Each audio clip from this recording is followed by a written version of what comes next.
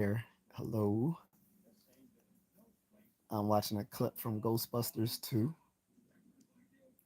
Let me turn it off. It's underrated. Like when it first came out, I liked it, but it wasn't part one. And, as the years went on, I was like, Ghostbusters 1 is the superior movie. But looking back at it now within the last 2 years, it was not that bad. It was actually pretty good. It's not as good as the original. Not as good as the original, but it was good. I have to admit. So, in any case, we're going to get to the heart of the topic. I'm just waiting maybe for people to fill into the chat room if anyone does come into the chat room. If not, yeah, so be it. Let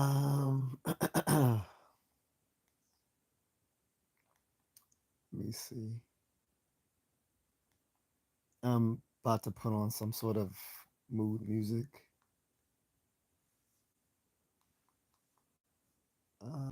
Hmm. Haven't decided what I wanted to play. I already did the ambient space music stuff.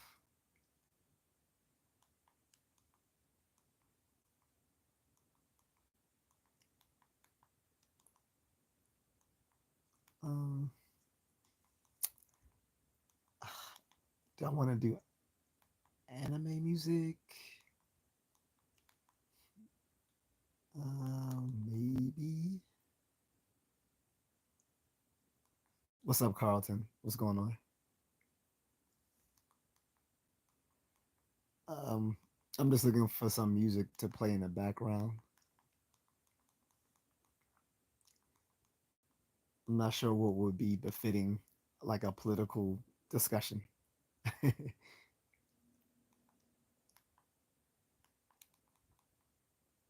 I guess technically anything, but maybe something calming.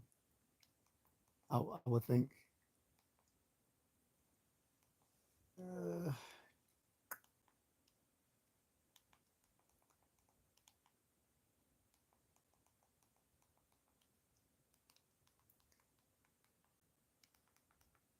so you know how heated things can get in here when people get mad at me for saying certain stuff. But hello to everyone in the chat. What's up? I'm Just A Contrarian. That's like the YouTube channel, and that's the name I go by on here. I like to play the DJ Sangyu, but I don't want to get copyrighted for playing him.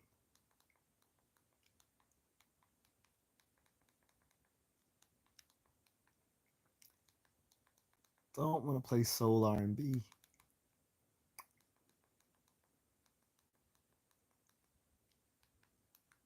Um,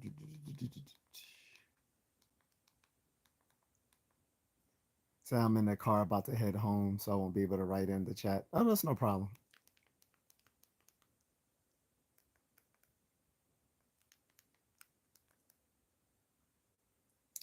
Um, guess lo-fi.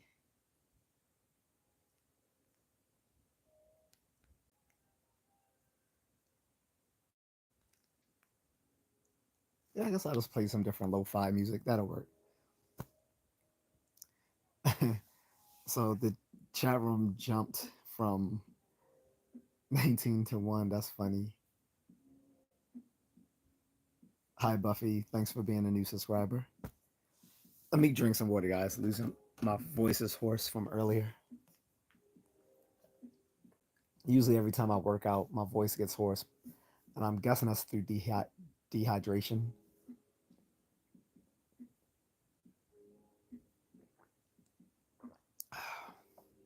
But so the topic is MAGA fracturing. You know, for the past, I would say mm, yeah, for the past 3 months or so, we've been seeing some divisions within the Make America Great Again uh, wing of the Republican Party. Um, we saw how Elon the left Trump's administration after he had spearheaded Doge, the Department of Government Efficiency. Um, and people act like that was something new under Trump. That Doge Doge existed before Trump, but in a different way than it currently exists. But there was, you know, I know everyone likes to think everything evil or wrong about the government came under Trump, but that's just simply not true. Doge existed before before the Trump administration. Uh, oh, actually, let me also fix my filter here so I can get everyone's messages and just not top messages. Yep, there we go. But yeah, so the first splintering I think was between Elon and Trump. What's up, Agatha? Um, and with that split, it was more. It seemed like it was more nasty on the Elon side than it was on the Trump side. Trump, for his part, had actually had a lot of restraint in how he dealt with it. He didn't get too nasty with Elon as people thought he could have. Elon, on his part, act like a petulant child because he didn't get what he want in that big beautiful bill. Um, and some of the things he wanted to do or not have become part of the big beautiful bill has some merit. I do agree, but acting like a petulant child wasn't the way to go about it. However, people do have to remember that the dude is quite autistic. I think people do forget that he is autistic, and then they just too, or they do know that he's autistic and they just don't care. So it's like this is another reason why people on the left are hypocrites. Like they want us to be so sensitive about people's differences and stuff like that, but they have no problem making fun of someone's mental dysfunction if they don't like that person's politics. They have no problem using racially coded insults as well if they disagree with someone's politics. Like, as much as they, champion like black people and other folks, if those black people don't accept the identity politics of the left, which is victimhood, mainly based on in victimhood and the belief that white supremacy is sort of the cause of everything,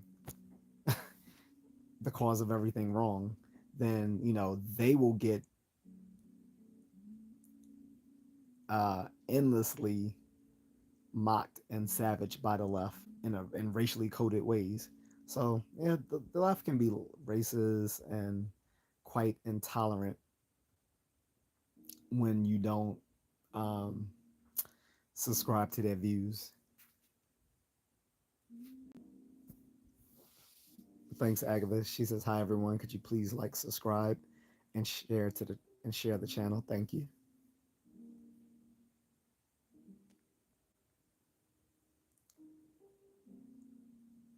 Hopefully, my little cloud bot will be is still working in the chat room. I don't see it up. Don't mind me and the wife beater though. Let me check, make sure my little cloud bot is up to snuff. It should be. Shouldn't be any reason why it's not working. The cloud bot is powered by the Streamlabs platform.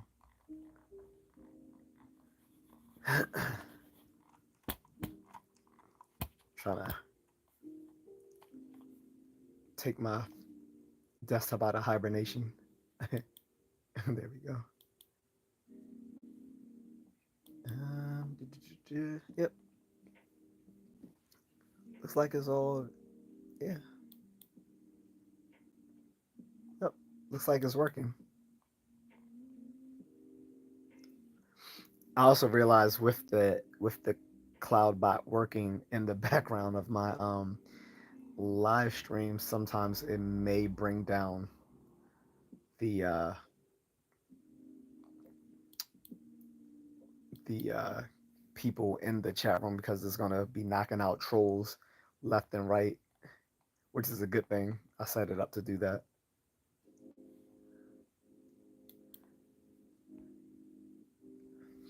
But yeah, so like I said, so the first division we saw within MAGA was between Elon and Trump, and then they caught it, sort of mended it.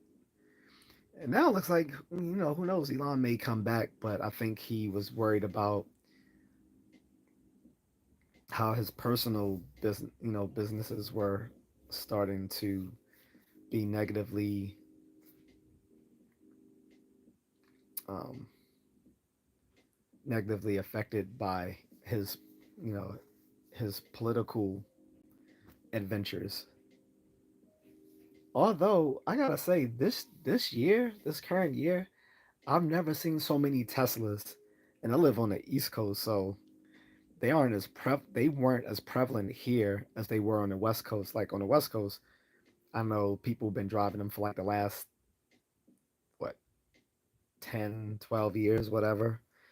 But I rarely saw them here up until the beginning of this year. Now I see them everywhere. They're all in my community. Um, I can't go a day running without seeing at least several of them along my route. So Teslas are everywhere. So I thought I thought they were doing poorly, but it doesn't look like it because it looks like a lot of people have been buying them recently, and I think it's because the current models out are more affordable. Like you see a lot in Florida, Sean. Yeah, I don't know. So I don't know if it's.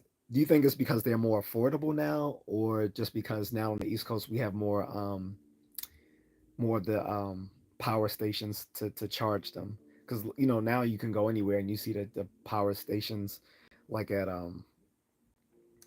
like I see them at the supermarket, like Giants or like Walmart, places like that.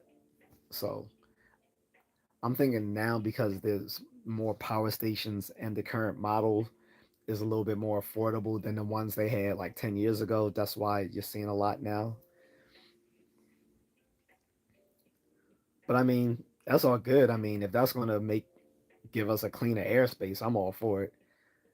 The funny thing is I see very little Prius anymore. Like I used to see like people driving the Toyota Priuses, several years ago. I rarely see those now. Like the only people I still see with a Prius are probably the people still driving their old ones from a few years ago. But I haven't seen anyone buy any new ones. And I'm not even sure if they've made new models. I'm guessing Toyota has, right? Guessing. I have no idea. And my wife says she sees them, in the Philippines as well. So they even got the Teslas popping off in the Philippines. And the Philippines does not have the greatest structure for um, alternative fuel sources.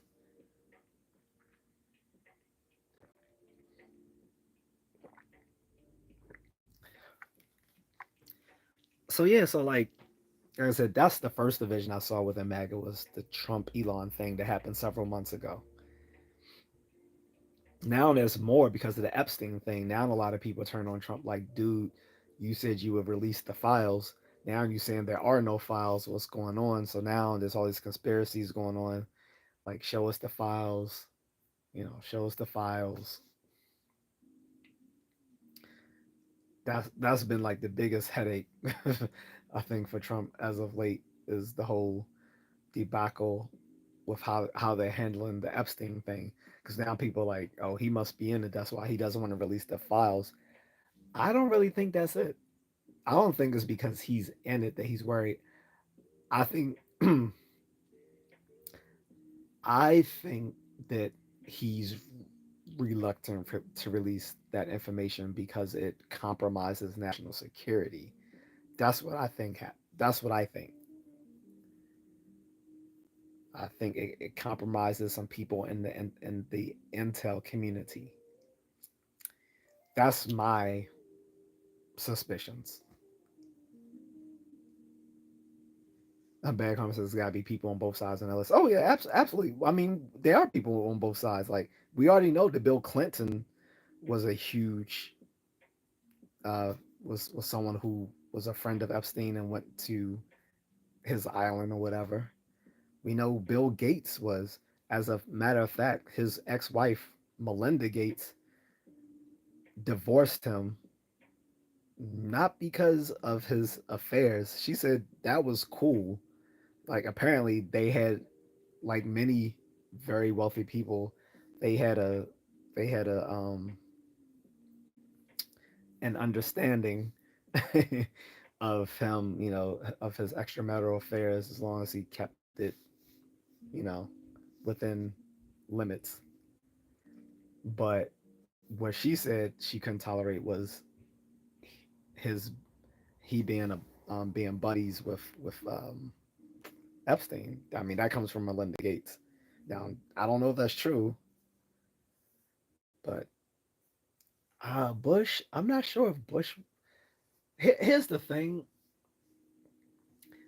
Epstein knew a lot of people who weren't necessarily friends with him. So that's the difference. Like people who knew people whom he knew and people who considered him a friend are two different things. Like Trump did consider Epstein a friend at one point. He does admit that, but he said they had a falling out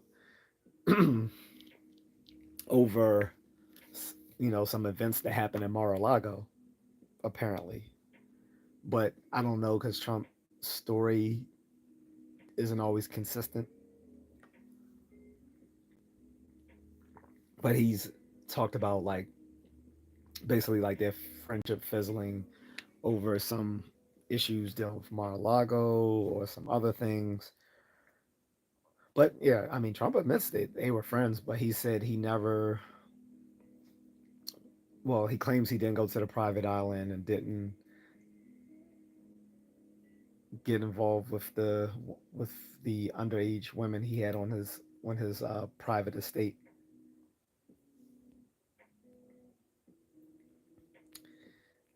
Agus says, "Don't you think too much people in high society will get exposed?" Well, so I'm about to get to that Agatha. Thanks though. But yeah, so like I said, he knew that that was the point I was leading to is that the fact that he knew and met a lot of people is not the same thing as those same people being people who patronized his island, his private estate with the underage girls there. Um, Here's the thing with him: he peddled influence. Like he deliberately sought influential people out so that he could use their influence to make himself more powerful by proxy. So he peddled influence. I mean, like at the height of his when he got arrested and charged and convicted and sentenced, like all these people came out who knew him, and so all of them were like, so a lot of them were like, yeah, we knew him, and he tried to cozy up to us, but that doesn't mean like that wasn't my homeboy. Like people as diverse as psychologists and Harvard professor Steven Pinker knew him, and he talked about it, or Noam Chomsky, or just because these people, but people are looking at it as guilty by association, and we have to be grown-ups. Just because you know someone who's a criminal doesn't mean uh, that you were involved in their criminal affairs. Like if I like for instance, like a guy at work, like several guys at work actually, but I'm speak of one particularly. One guy at work, I know that he was a you know he, he had a substantial um, street pharmacy business. I'll put it that way. He wasn't like a corner boy. The he was like a you know pro, he was a distro that that sold his product to the corner boys. The fact that I know him and I work with him in my office, does that mean that I am thereby associated in his drug peddling business? No. So that's what I want to distinguish is the fact that just because Epstein cozied himself up with a lot of influential people doesn't mean that those influential people partook in his criminal enterprise of trafficking and harming young women, right? Now some did and some didn't. The reason why people want that list released is because they want to know who actually got down with the get down on his island, right? That's what people want to know. Like, hey, who of all these influential people that Epstein that that he knew actually got involved in that in doing those things. I'm trying to be nice because um, YouTube has been very strict on me with the monetization of my streams lately.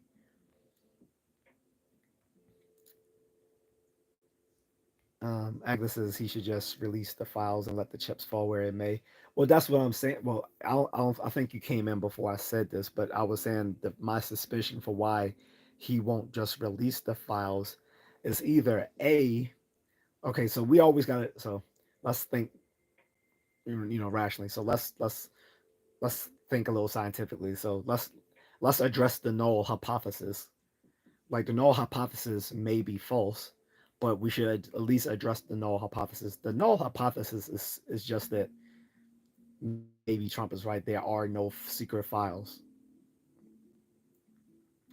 There are no files other than what's already been, you know, publicized in court several years ago. Let's go with the null hypothesis that there are no files. How likely is that given all the information that's still coming out and all the hearsay? It's possible. It, I mean, it is probable. I should say not just possible because possible is a weak level of you know.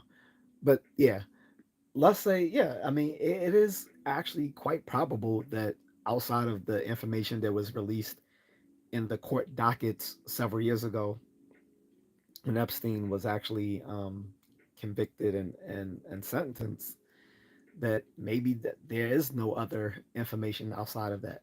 That's the null hypothesis. It is probable, but I don't find that convincing. I don't find that convincing. Then there's the other hypothesis is that he's holding back these files it because it implicates him. Uh, Again, so that could be probable as well that he is implicated in those files. So we got the null hypothesis, which is simply there are no files outside of the court dockets which were already released um, back during the Epstein trial. That's the null hypothesis. Then hypothesis one is that he doesn't want to release the files because um, he may be implicated in some of those activities. It's probable. The second hypothesis is that there are files and he doesn't want to release it because it affects people in our intel community and maybe some other um, government government government officials. I think that not only is that probable, I find that the most likely of the three, the null hypothesis, the hypothesis one, and hypothesis two. I think hypothesis two, to me, sound it doesn't have more evidence for it than the others. However, it just sounds, it just seems more um, sensible to me that the reason why he's reluctant to give out further further information in these files is that it may implicate people in our intel community and or other government officials. That's where I think the issue may lie.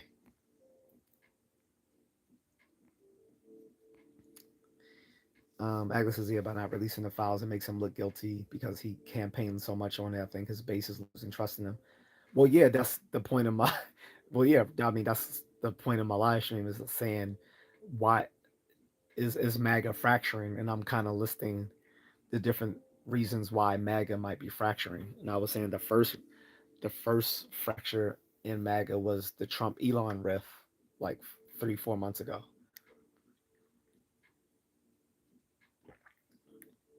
That was the first riff, and then that's starting to heal. But I think I think Elon Musk won't be returning to the administration because I think he has to do a lot of damage control to his personal brand as well as you know make sure his companies are able to weather his political his his political activity.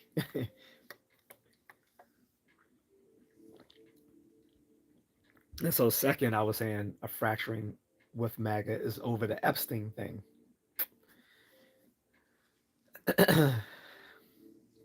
The third thing is over the handling of foreign policy. There, you have people in MAGA who are neoconservatives, and they want him to attack Iran. Like they want him more heavily involved in stuff that's going to have us entrenched in war, right? So you got neocons who want him to go to war with Iran.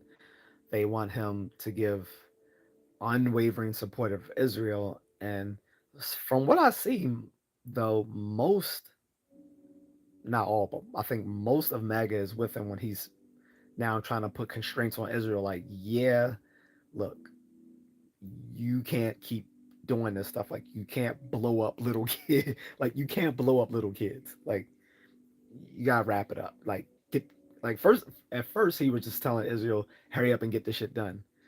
Then he switched it up and was like, "Yeah, we're not gonna like just let you. We're not gonna just give you like a carte blanche to just do anything to these people." So he's kind of flip flopping on that, and that's got some people uneasy because of course you have some people again within the MAGA base who want unwavering support for Israel. Then you have some who they're not for you know they don't support the whole Hamas and Palestinian freedom thing or whatever, but they think Israel's going too far. And so I think they are largely in support of where Trump is right now.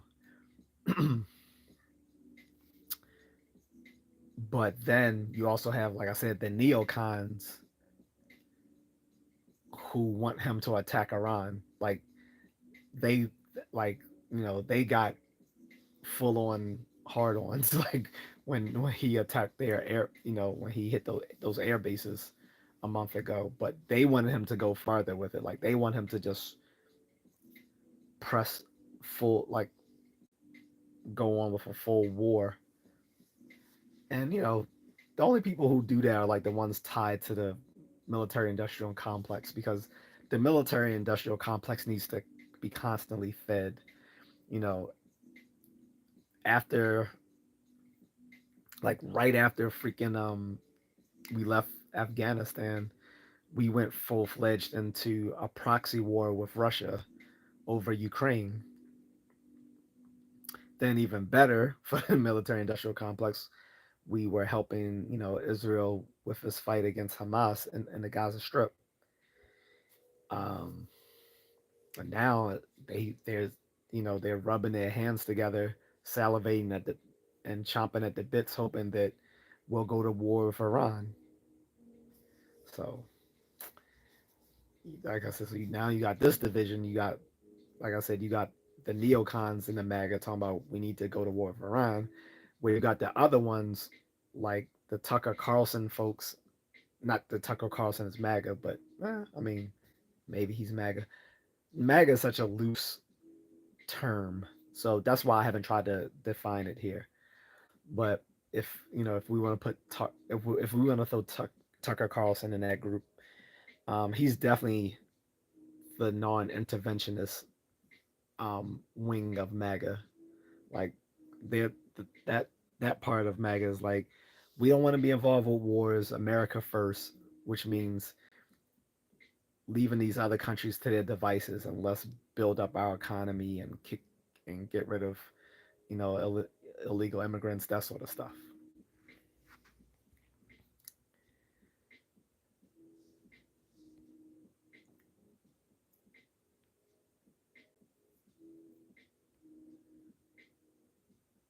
Um, Ari Pyres says, "Hello, my friend. Sorry, just arrived. Would you sum up your opinions on the Epstein file stuff and on the conflict in Israel, please?"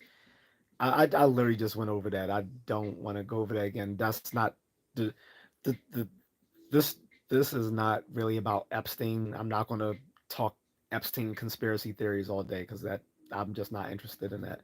This is about, why is MAGA fracturing currently? Why does it appear the MAGA is fracturing? I was just mentioning different reasons of why it was fracturing. Where I said the Trump Elon rift was one, then the fight over the Epstein files was number two. Then I said three is it's his stances on um, foreign policy and war right now is number three. I guess is, what do you think about him and Russia, like the back and forth making us look weak? Um, so that's the so that kind of fits into the foreign policy stuff, right? So I don't know. So at first he was like, when he first came to office, he was like, "Yeah, I'm gonna talk to Putin." He was like, "Who doesn't like what you know leaders, national leaders don't talk to each other." He was like, "Yeah, when Biden was in office, Putin and Biden weren't speaking." He was like, "But that doesn't make sense. Like, like how are you gonna come to any sort of like deal with someone who you're unwilling to even speak with?" And I completely agree. Now it looks like he's things have soured between he and Putin, and not, and again, you got some people in the um on one side wanting him to lash out and just go ham against Putin, Whereas again, you have others who are like, yeah, we liked it when they got along. We want them to like come to some agreement to get this Ukrainian Russian war solved because it's cost the American taxpayers hundreds of billions of dollars, and we don't want to just keep feeding Ukraine money, a corrupt government at that. So most of that money probably isn't being spent on the battlefield. A lot of it is lining the pockets of corrupt, you, you know, Ukrainian officials. And it's like, on top of that, it's like Ukraine has a strong neo-Nazi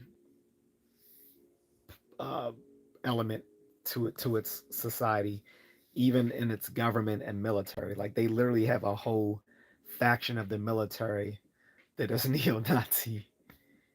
And again, the left tried to cover that up, 3 years ago, but it came out like you can't hide the fact that there was a whole fucking battalion that was Schwarzes. I can't. I'm yeah. I don't want to keep saying the word because I don't want to get demonetized. But all these neo Schwarzes were in this um had their whole freaking battalion in the Ukrainian army. So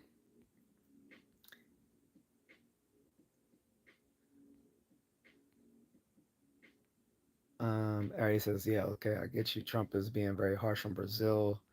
My country basically defending his buddy Bolsonaro.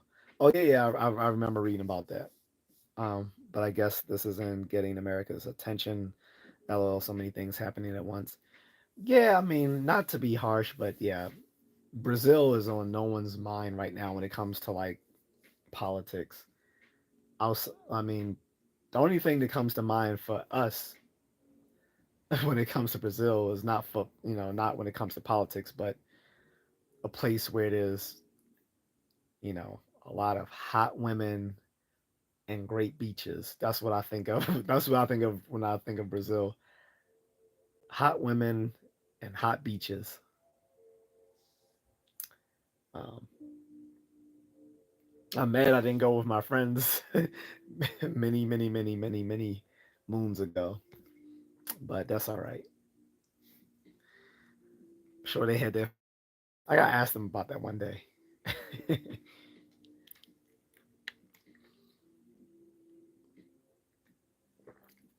But to that point, that also falls into my thing about foreign policy is that again there is a strong part of MAGA that wants to be non-interventionist within the world, and a lot of us are like the reason why we have so many problems with illegal immigration from Latin America is because of 50 years of intervention in that part of the world that fucked up those countries, right? Excuse my pardon my language. Sorry. Try to keep this family friendly. But yeah, I mean, over 50 years of policies of intervention in Latin America made made it made it the crappy place that it is today. Not necessarily Brazil, but many other places, which now is biting us in the butt because now a lot of these people are fleeing these countries that we intervened in many decades ago, leading to them becoming like, if not failed states, then just you know miserable places to live. So, uh, Ari says, yeah, they have a history of Ukrainian Schwarzes goes way back. Yeah. Oh yeah, yeah, I know. But yeah, and that's exactly why I never supported Ukraine in this whole debacle between them and Russia.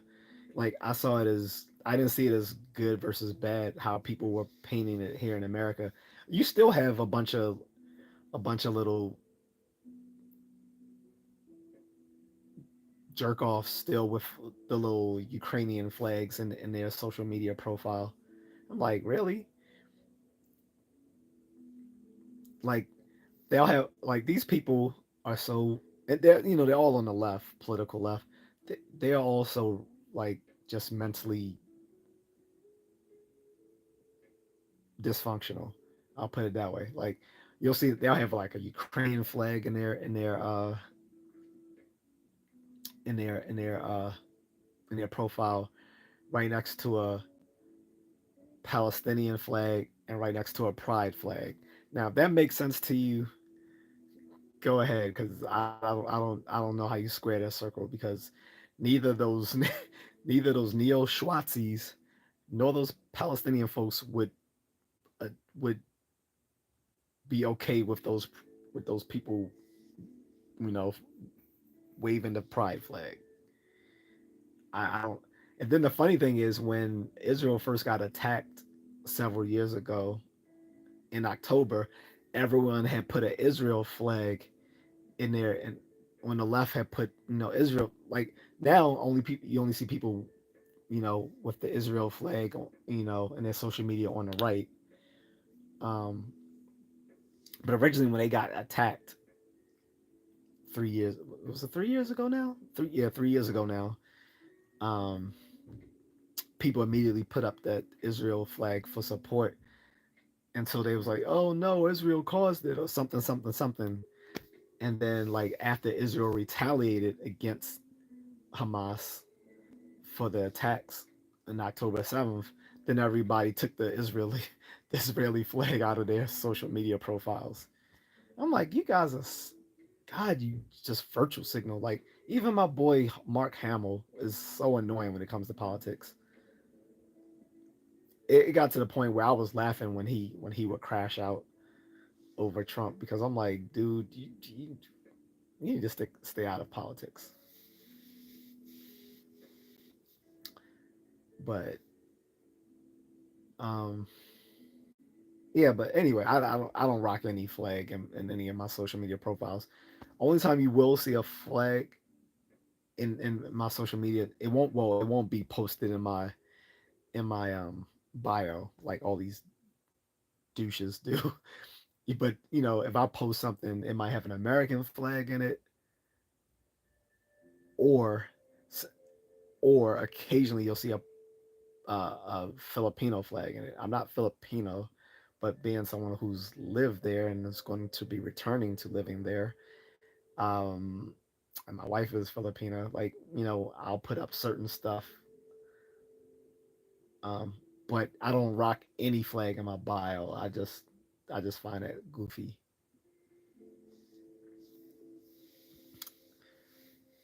But yeah, like I said, so I think those are the three major things. I'm trying to think if there's a fourth thing I can think of. Well, yeah. I'll say, yeah. So immigration, how he's handling illegal immigration. For the most part, most of MAGA approves of what he's doing with illegal immigration. So I don't think that's a divisive issue amongst MAGA. Now, amongst that with Republicans in total, then yes, it is divisive. But as far as within the MAGA base itself, that's not fracturing it.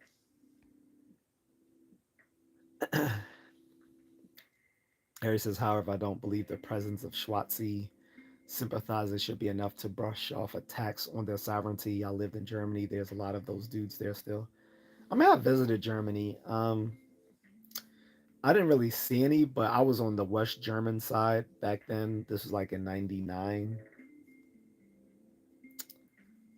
So,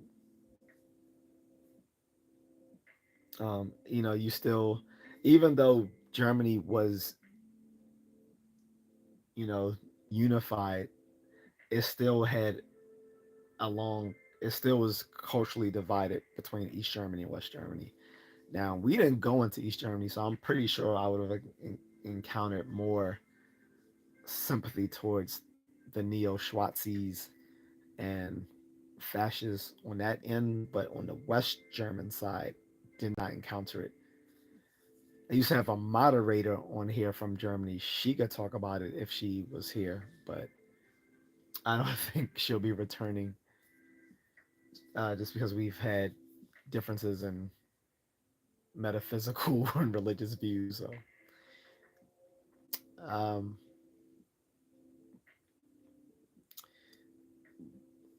and yeah, I mean, people can believe what they want, but it's when you put it into action that is different. Like once you have the once you have a freaking battalion of neo Schwarzes, that goes beyond just free speech.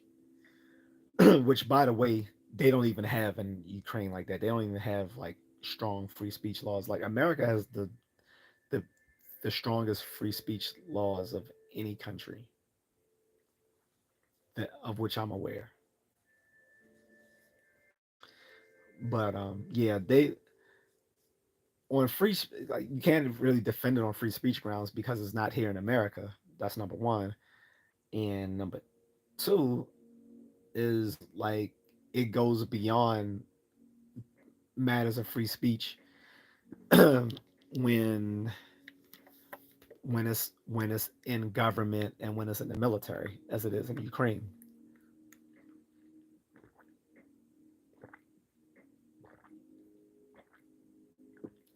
That make that once it's in the government and in the military, you're institutionalizing that. And the only reason people didn't really believe it at first is because Putin, gave that as one of his, you know, um, justifications for why he wanted to, wipe out part of the, uh, I guess, Ukrainian military and stuff like that. Was he's like he said, there's a large faction of them that are Schwarzes, and people didn't believe him. They was like, oh, he's just lying. He wasn't lying. Um, Barry says, "Yep, anywhere else in the world, that's a non-absolute human right, just like every other one." Um, I don't think free speech is a human right. I think, well, it's not a human right insofar as it's something that should be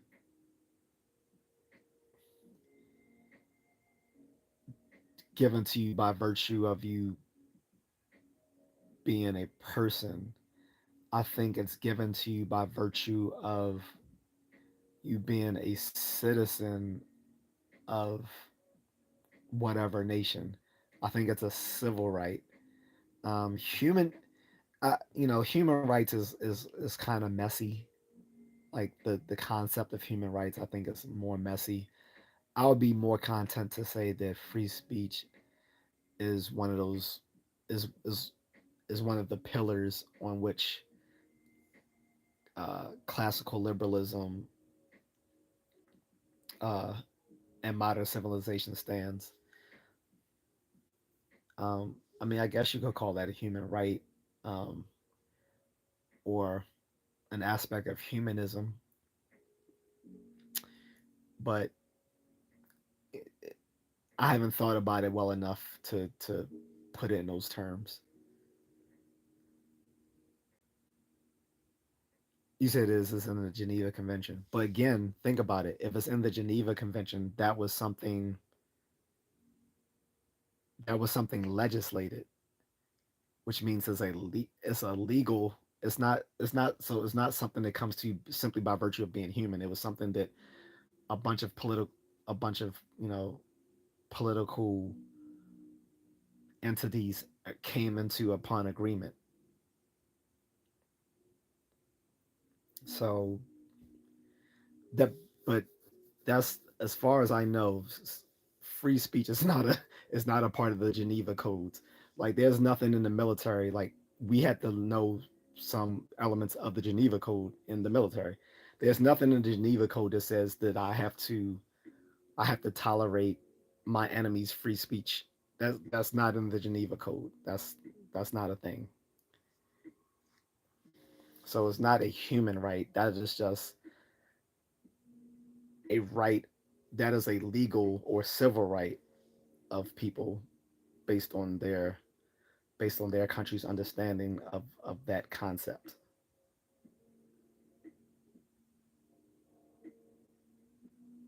Well, yeah, my background is in philosophy. She says, absolutely, yeah, you're more of a philosopher. I'm just a lawyer. Yeah, like I said, the Geneva Convention is sort of like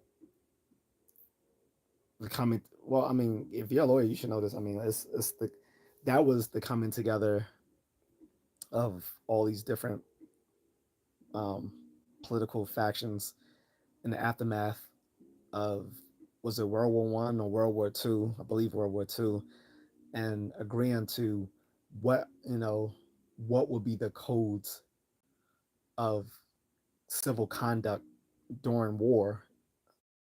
And I'm sure they elaborate on more things than just war, right? But definitely, like, yeah, I mean, like I said, as a soldier, I don't have to buy I don't have to listen to I don't have to um fight to maintain my enemy's like free speech. Like if he's like the f you blah blah blah blah blah blah, like we don't have to we don't have to tolerate that. I mean, we can't abuse the person, if he's one of our POWs, but it's not like we got to sit there and listen to him or take him seriously. Like, but yeah, in any case, that's why I say human rights is a messy concept.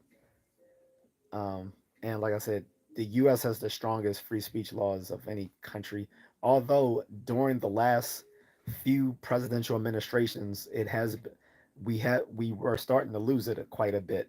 We were starting to lose some of that cognitive liberty that we've enjoyed since the establishment of the U.S. Constitution, because we allowed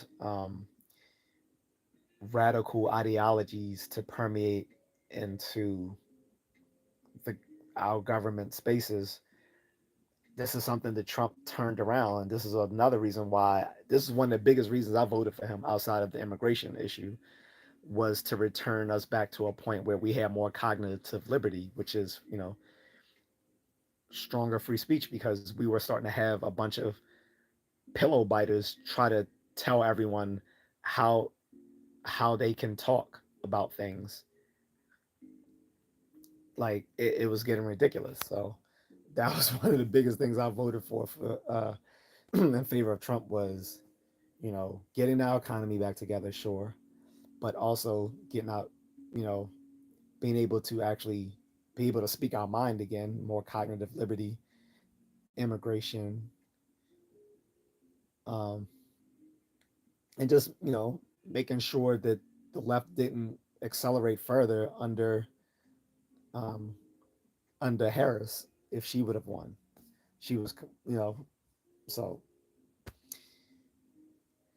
that's a little bit of a tangent, but yeah, I mean, that's one thing the MAGA is not fracturing over, is the fact that now people are more free to talk, you know, to talk, to speak their mind, even if it's crude.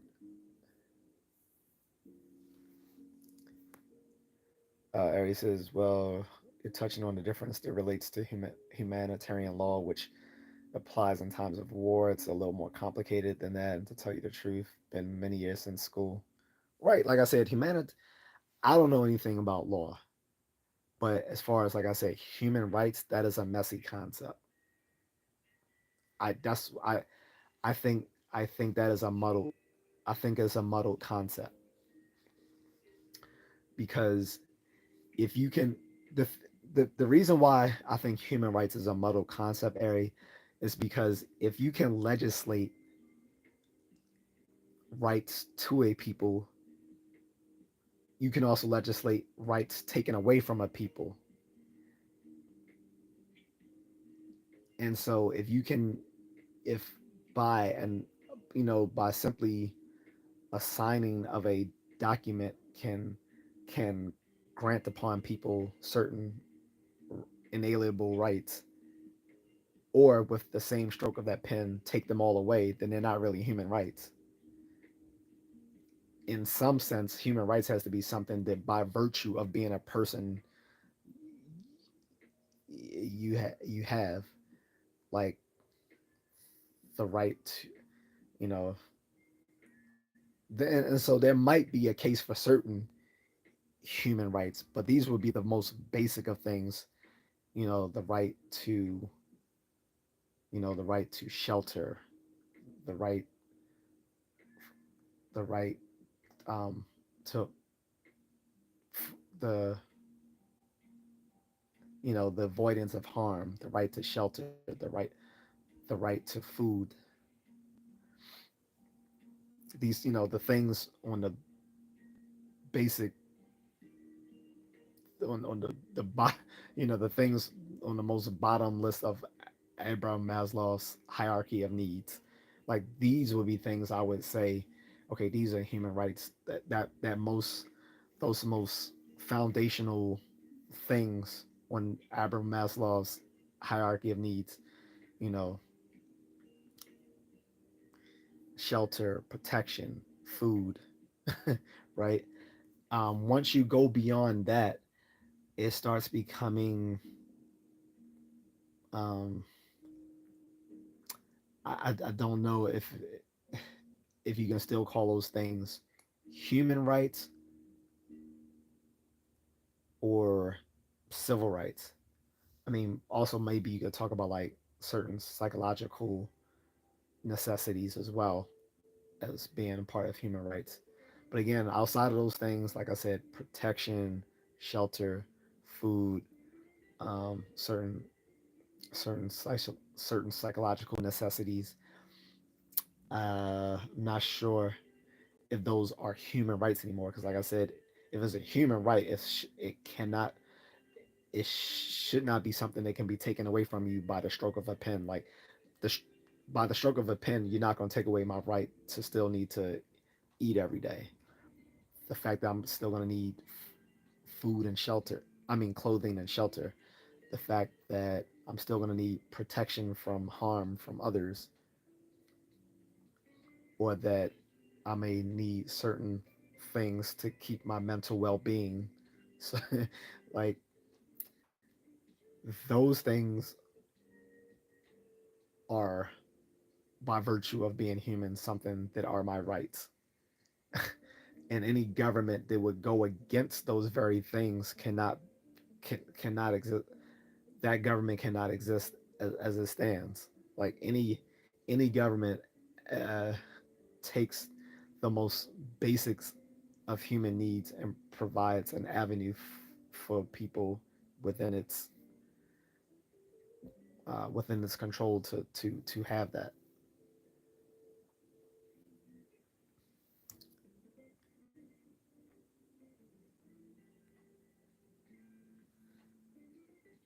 Apologize, but I don't know what that means. The adjective you use. Which adjective are you referring to? Carlton says the right to breathe. Right. Oh yeah. I mean, of course. I'm sorry, Carlton. I should have mentioned that. That's almost so. You're absolutely right, Carlton. I mean, that is so.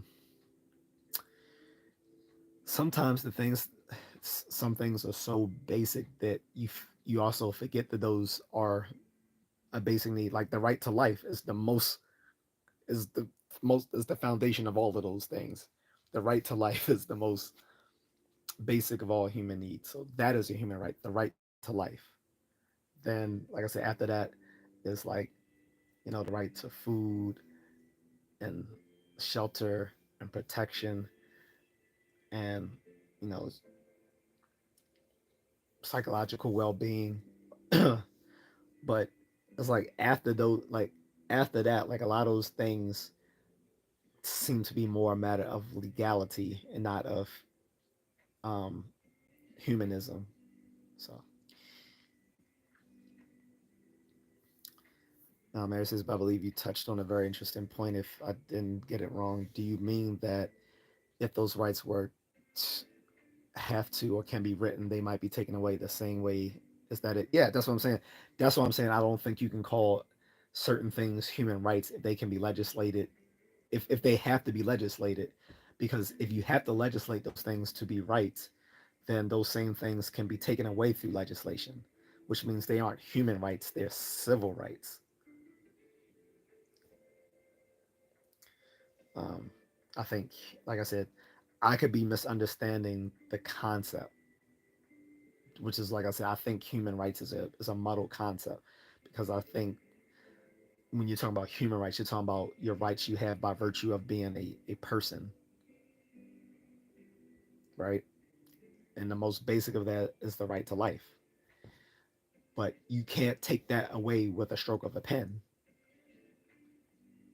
I mean, someone can, but then now you're just being cruel. So, um,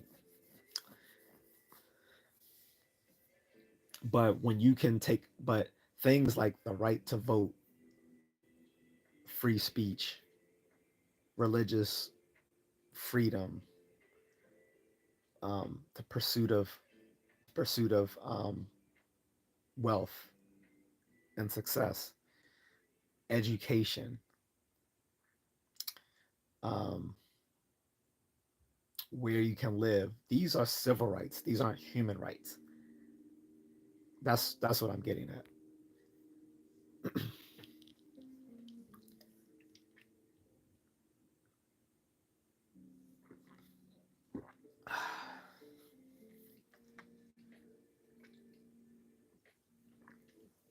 Let's see what time I'm working with here. Oh, it's late.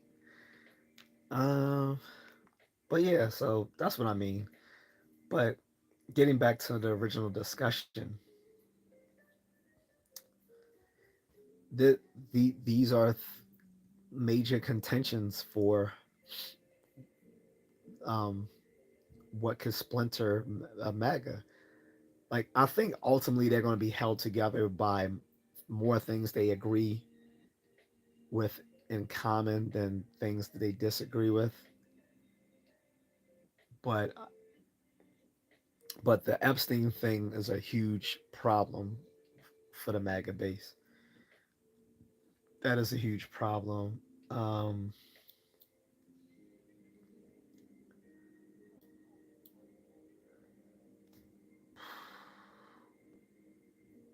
what else? Um, his foreign policy. Like I said, you have a strong. I I don't know if I can say the majority, but at least half of MAGA is wants to be non-interventionist in the world, which is why they say America first. America first stands for worrying about American issues, not international issues, like worrying about domestic policy, like immigration and the economy, stuff like that, over international affairs like Israel versus um, Hamas, Ukraine versus Russia, the India versus Pakistan, um, what's going on with China and the rest of uh, East Asia, um, stuff like that, or the stuff going on in Latin America, other than as it affects America as far as immigration and drugs and so forth. But like I said, so that those two I think are the biggest things that's splintering MAGA. And like I said, then there's some domestic issues that's splintering it as well as far as the economy. Now you're having people say that the economy is being messed up by Trump's policies, particularly the big beautiful bill that got passed into law. So, but by and large, I think most MAGA support the big beautiful bill. Where there was some division is again with the whole thing that was the first issue I brought up with the splintering of MAGAs with the Trump Elon riff, because Elon was against it. He kind of specified where he disagreed with the big beautiful bills, saying that it's actually gonna increase our national debt, you know, by like by $1 trillion. Like, I get that. So a lot of people a lot of people take issue with the big beautiful bill within the Republican side of things. Of course, most people on the left already disagree with the big beautiful bill just by virtue of the fact that Trump, you know, was for it. Then others were against it because they actually know what was in the bill, so they're against it for that as well. But virtually I'm that's why I'm not even including them, because virtually almost everyone was against it on the Democratic side and on the left. Whereas on the right, um, there was division within the Republican and conservative and libertarian um, factions over whether it was a good bill or not. But I didn't see it as being that divisive within MAGA itself, but mainly just within the right wing, it's been divisive because, like I said, you got your conservatives, you got your libertarians, you got your classical liberals like me. The funny thing is, classical liberals, we used to be considered on the left, but the identitarian the identitarian leftist politics that are at play nowadays requires like ideological purity. So if you don't subscribe to a bunch of checkpoints on the left, like, they don't want you. And so they've pushed a lot of progressives, former progressives and former liberals to the right, including classical liberals like myself. So, like I said, so amongst classical liberals, libertarians, conservatives, neoconservatives, and and the far right, like, there is division amongst them on, the big beautiful bill. But within the MAGA base itself, I think there's overwhelming support for it, although I could be wrong. I think there are some parts of the big beautiful bill that rankle people within the MAGA base. Not the bill in its entirety, but I think there's some things in it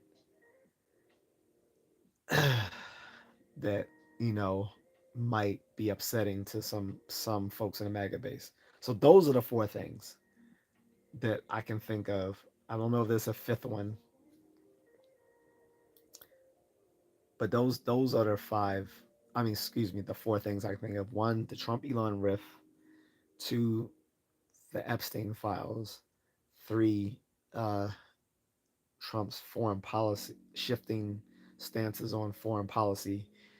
And four, what's going on with the American economy, particularly with the big beautiful bill, and some contention on whether the economy's ever has has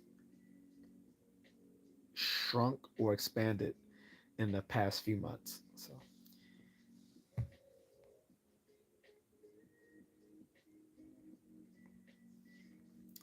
oh, sorry, I missed some messages here. Ari says, I got you on some level. I believe you're also touching on the common law tradition in America as opposed to civil law tradition in Germany and Brazil. Well, yeah, American law is based on English common law. That's where that's where American law has its roots, is in English common law. So so I can't speak about Germany or Brazil's um, laws. Harry says, "Am I the only one who doesn't think this Epstein stuff is that important?" Oh, no, no, no! You're definitely one. You're definitely not alone in that.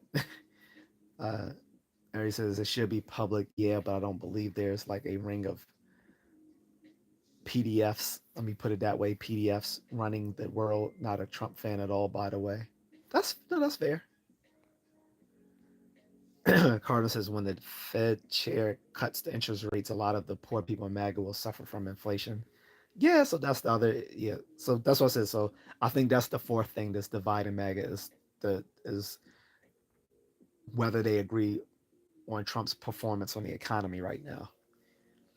I mean, so far right now, it's gotten so bad that I think Trump is trying to decide whether he can fire the the, the Fed chairperson. And I was like, well, I don't know. I mean, it's never like I don't think anyone's tried it in recent history. I don't know about early American history or earlier American history, but as far as recent history, I don't think any president has ever tried to fire the Fed chair. Um, we know that the president can can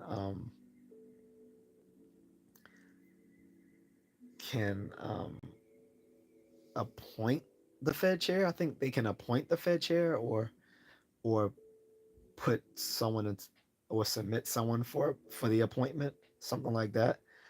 But I am not sure whether they can fire the Fed chair. That would be interesting. Harris says, "Do you mind if I give one little opinion that might sound weird?" I mean, I've heard so many weird things on my on my live stream, so go for it. She said, "There's no rel." By the way, am I? I don't. I don't want to misgender you. I'm saying she. I don't want to mis. But there's no relevant left wing in America, in my opinion.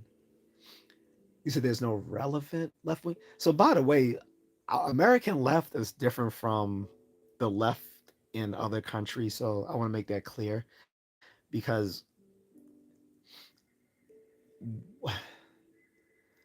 what what we consider the left in America is often I was considered the left in places like Europe and Latin America. So, I want to make that clear. But so the left in America is made up of people who are moderate Democrats, liberals, progressives, socialists, Marxists, anarchists, and even left wing, and even like um, left wing totalitarian, which are very um, that's the extreme left wing.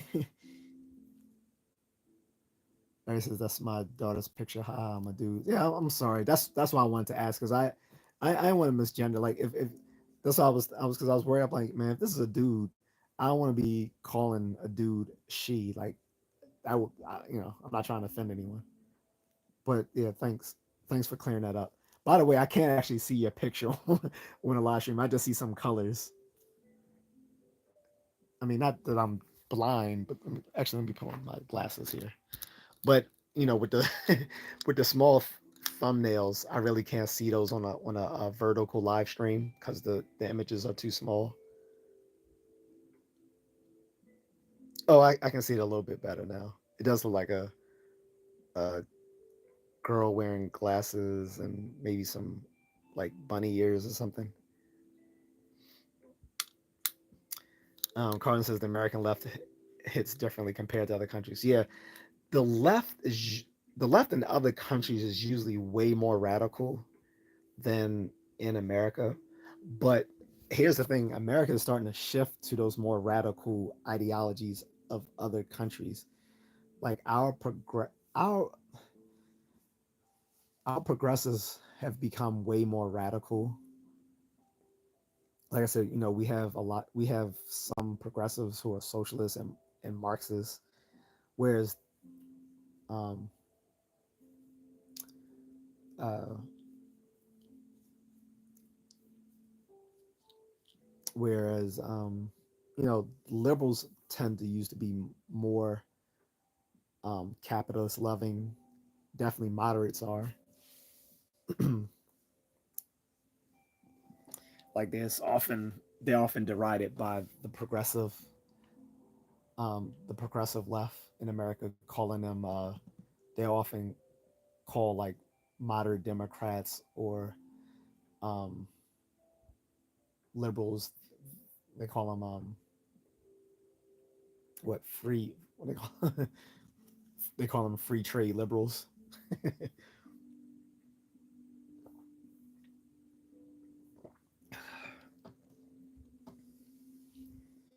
But like I said, as far as the that's why I haven't even included the left in this discussion because I know they're gonna be against any and everything um, relative to Trump. And I left most of the right out of it as well. Like a lot of people misunderstand the right too. They think the right is completely uniform, and there's a lot of political diversity on the right. Maybe more so than on the left because right now the left is calling its herd because they're requiring ideological purity within its base. So that's why you see a lot of people who are former liberals and moderates being pushed over to the right. I was a progressive. If you watch my videos from the very first time I started doing this 3 years ago, I was clearly still progressive. Now I wasn't a radical progressive because I was more of an economic progressive than a social progressive than a radical or social progressive. I still had the social elements down. What, but there were certain things that kept pushing me to the right, like this, trying to enforce a incoherent gender ideology on everyone. That was one, and then trying to maintain this whole belief that being black entailed um, entailed accepting a certain sort of victimhood, and I just those sort of things just pushed me away. And then also the the radical feminism. So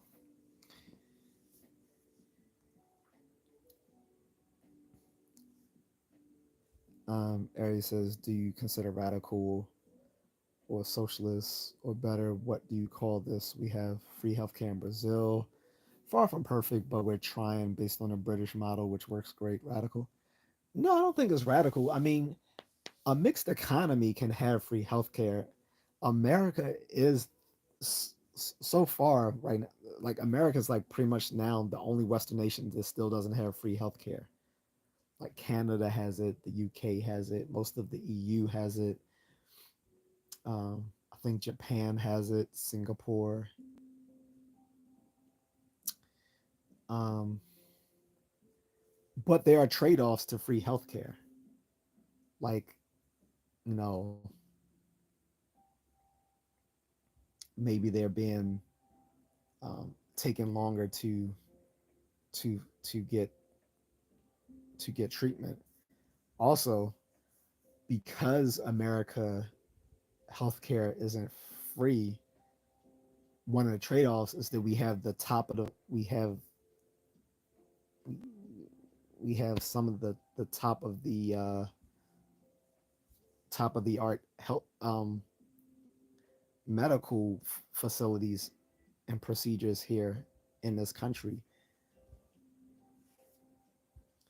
because because profit is an incentive. Pro, once you take the profit margin out, once you take the profit motive out of healthcare, it disincentivizes there to be innovation. And one of the trade-offs of having a privatized healthcare is that we have state of the art facilities and treatment, right?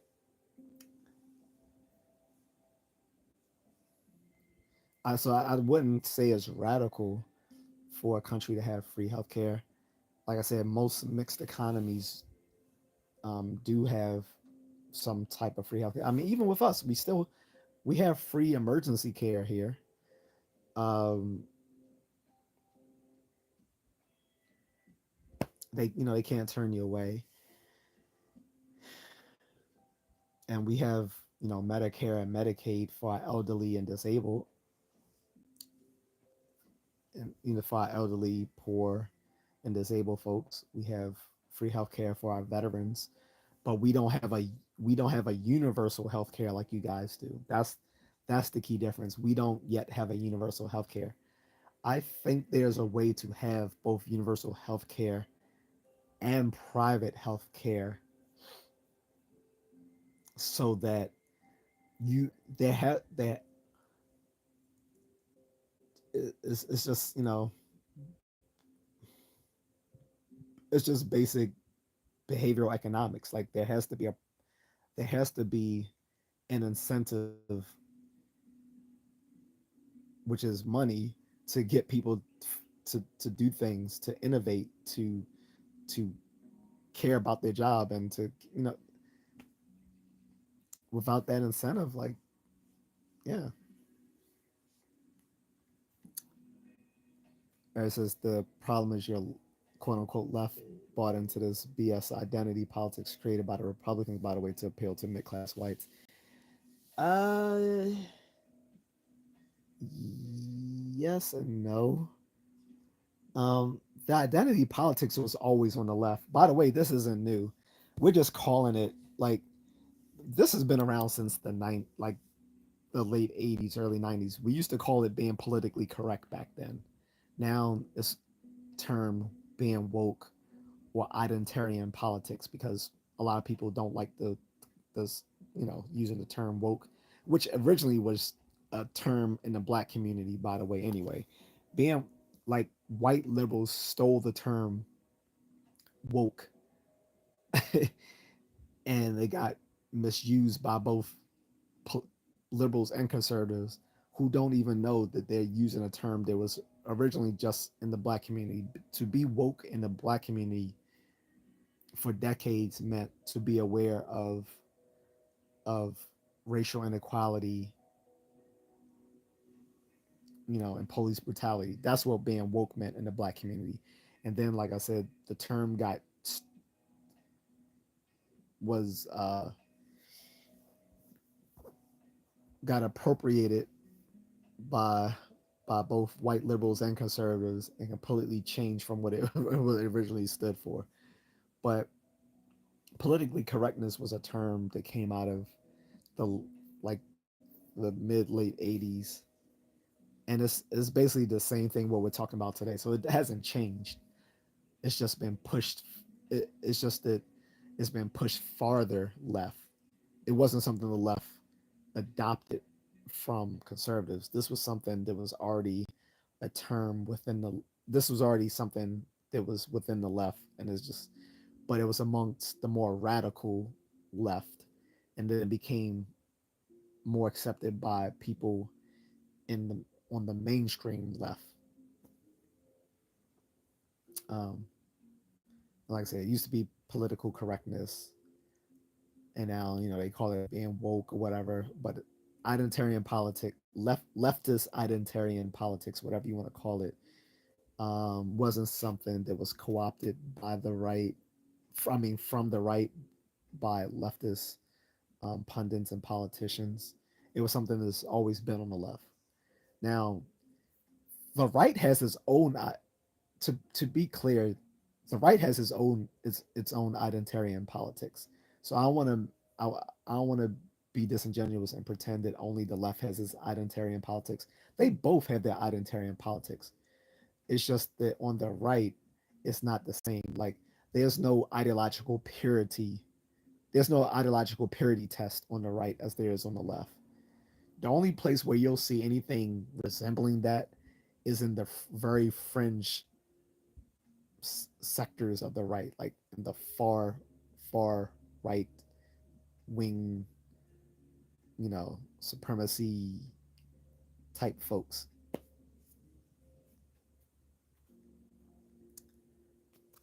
It says we have both here private and public healthcare. The problem starts when the public is actually great. Um, I'll get great actually gets great care. LOL. Then people won't pay for insurance anymore like I do. Well, so what I would assume how you I don't know how every country's going to deal with that differently. If you have both universal health care and privatized health care, what I'm guessing is certain things are going to be demarcated for for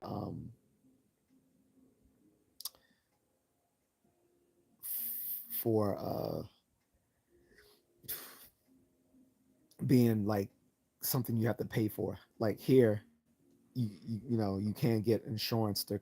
So for instance, like here, you can't get health insurance to cover cosmetic procedures unless it's for them unless that cosmetic procedures for medical emergencies. So similar to that, like uh, that would be, I guess, how you would, you know, div, um, de-individuate private care versus public a public healthcare option. Is that some things will only be within the purview of private care, things that are like cosmetic or considered non-urgent, stuff like that, or like going to like maybe a private medical facility as opposed to going to a government facility. But again, the private facilities are going to have the better resources.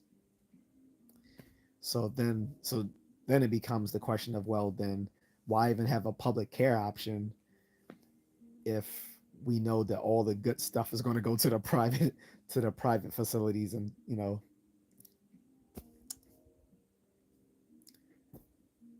what's up, snapshot? But yeah, I'm about to go, guys. It's about to hit 1 o'clock. I'm losing my voice. But just to get back to what I said, well, first let me read Aries' comment. He said there are public hospitals and critics. Sorry, public hospitals and clinics everywhere, ex, excluding cosmetics. Everything else can be done on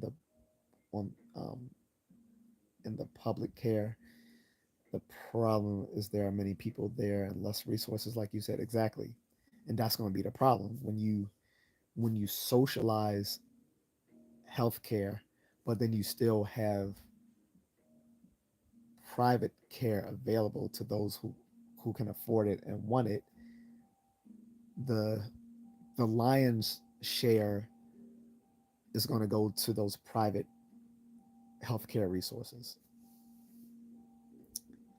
So although people may I although I know that a lot of people in Europe and Latin America and parts of Asia balk at when they find out how much Americans pay in healthcare, what they do fail to realize is that Americans also get top of the line healthcare as well for the amount that they're paying. So there's always trade offs, like like Thomas, um, uh, what, what's the guy? Thomas So yeah, Thomas Sowell always says there are no perfect solutions. There are only trade offs. Like whether you have private healthcare or you have universal healthcare, neither one is a solution. There's going to be trade offs to either. Where you make the decision is when you make a cost benefit analysis, what's going to what's going to give you the most benefits with the least cost. So if in the larger scheme of things, privatized healthcare gives you more benefits than cost, then that's where you go.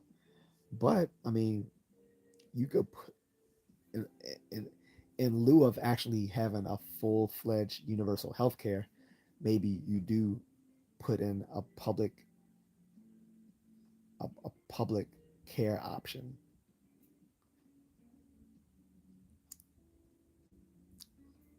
so that people simply left out of the economic sphere of influence simply don't die. So I don't know.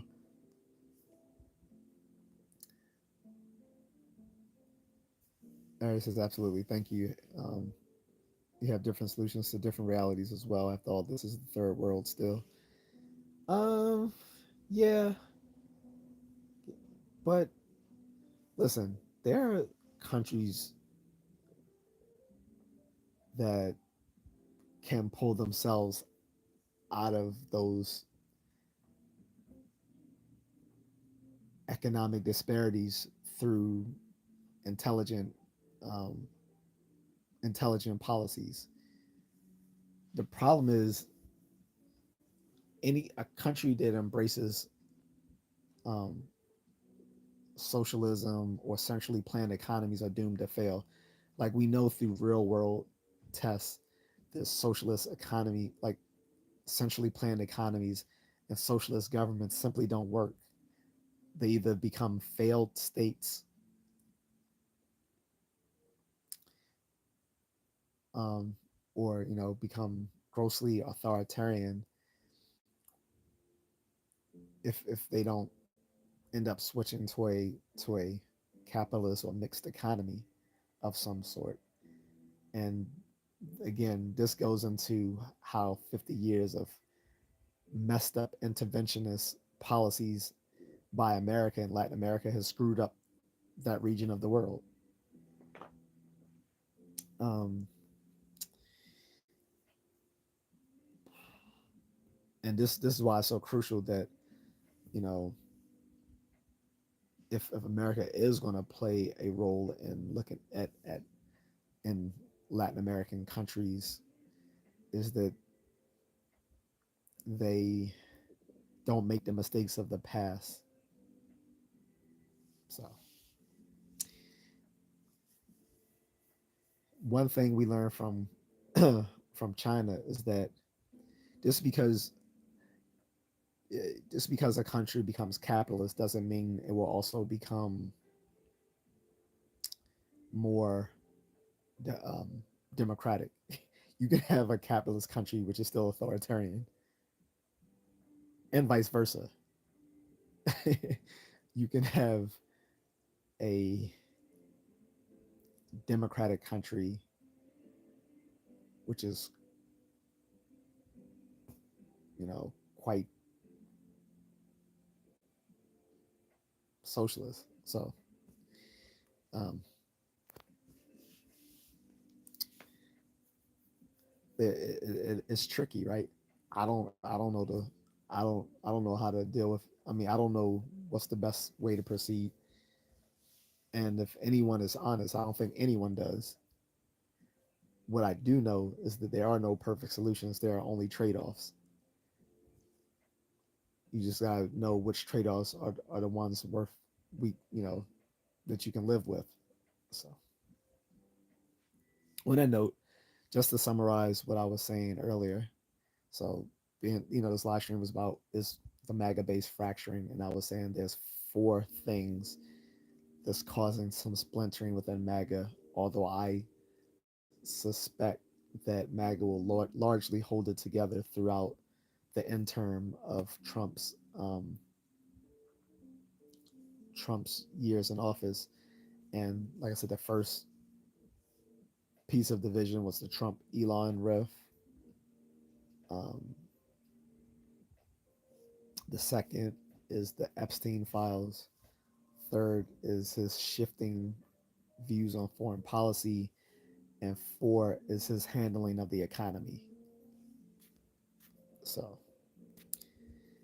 on that note, I'm going to end it here, guys. But you can continue the conversation in my comment section. I welcome that.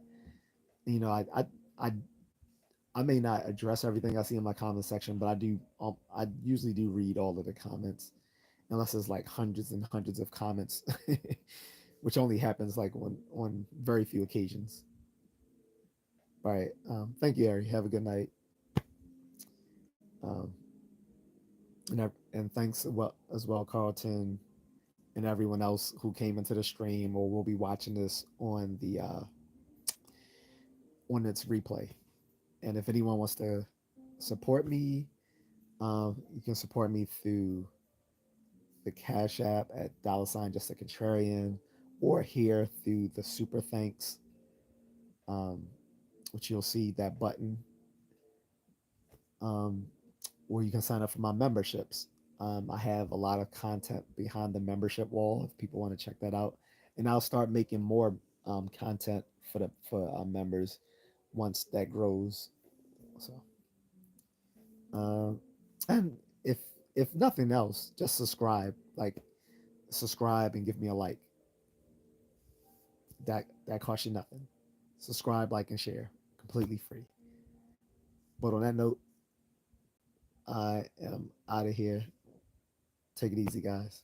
Bubba, once his list got got dang it. I hey, he keeps throwing us other stuff like Martin Luther King and JFK and all that, which is good. But I mean, let's face it, that's mostly for the boomers and the silent generation. We want the stuff right now.